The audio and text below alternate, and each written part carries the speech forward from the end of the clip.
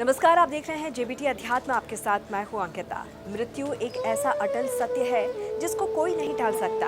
आपको बता दें कि गरुड़ पुराण में जन्म मरण के चक्र से जुड़ी महत्वपूर्ण बातें बताई गई हैं। गरुड़ पुराण में इस बारे में विस्तृत जानकारी दी गई है कि जब व्यक्ति अपने जीवन के एकदम आखिरी वक्त में पहुंच जाता है, यानी कि जब वो मरने वाला होता है, तो उसे किन किन चीजों का एहसास होने लगता है। तो आइए जानते हैं कि जीवन के अंतिम क्षण एक व्यक्ति के किस तरह से गुजरते हैं। गरुड़ पुराण में बताया गया है, जब व्यक्ति आखिरी सांसें ले रहा होता है तो उसे उन लोगों का साया अपने आसपास नजर आने लगता है जो पहले ही इस दुनिया को अलविदा कह चुके हैं। उसे ऐसा एहसास होता है कि मानो वो लोग उसे अपने पास बुला रहे हों।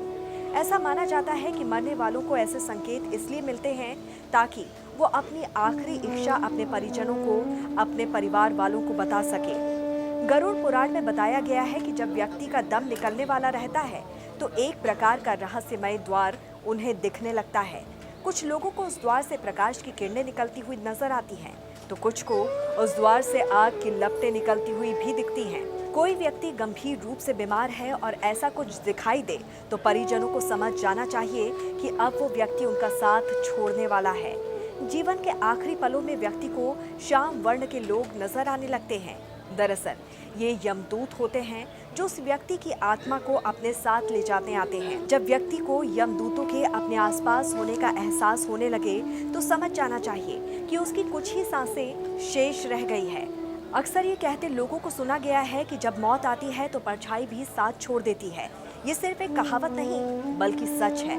व्यक्ति का आखिरी वक्त निकट आ जाने पर उसे पानी, शीशा और घी तेल अपनी परछाई इसमें वो नहीं देख पाता है।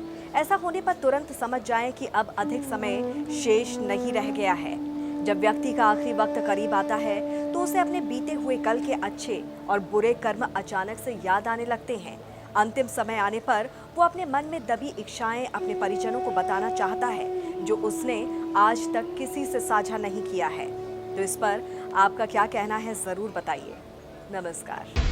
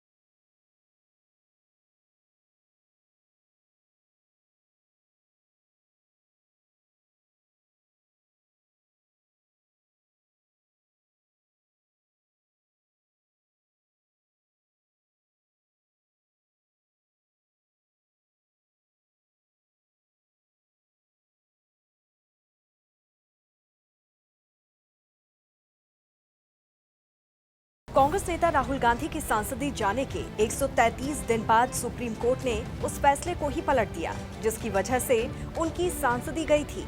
सुप्रीम कोर्ट ने मोदी सरनेम से जुड़े मानहानि केस में राहुल गांधी की 2 साल जेल की सजा पर शुक्रवार को रोक लगा दी। अब आगे क्या क्या हो सकता है, इसके बारे में हम आपको बताएंगे, लेकिन उससे पहले आप हमारा चैनल सब्सक्राइब कर लें। नमस्कार, आप देख रहे हैं जनभावना टाइम्स। आपके साथ मैं हूं अंकिता। मोदी सरनेम मामले में लोकसभा की सदस्यता खो चुके कांग्रेस नेता राहुल गांधी को देश की शीर्ष अदालत से एक बड़ी राहत मिल गई है। सुप्रीम कोर्ट ने उनकी सजा पर रोक लगा दी है। कोर्ट के इस फैसले के बाद अब सवाल उठने लगा है कि अब आगे क्या होगा। क्या राहुल चुनाव लड़ पाएंगे? उनकी सदस्यता बहाल हो पाएगी? वो संसद के मौजूदा मॉनसून सत्र में हिस्सा ले पाएंगे? जानकारों की माने तो इन सभी सवालों का जवाब भी सुप्रीम कोर्ट के फैसले में ही निहित है। जानकारों के मुताबिक सुप्रीम कोर्ट की ओर से सजा पर रोक लगाए जाने के बाद एक बार फिर से राहुल गांधी की सदस्यता बहाल हो जाएगी। वो फिर से वायनाड के सांसद के तौर पर संसद में अपनी उपस्थिति दर्ज करा सकेंगे। आपको बता दें कि राहुल गांधी की जब संसद सदस्यता गई थी, तब से वायनाड सीट खाली थी।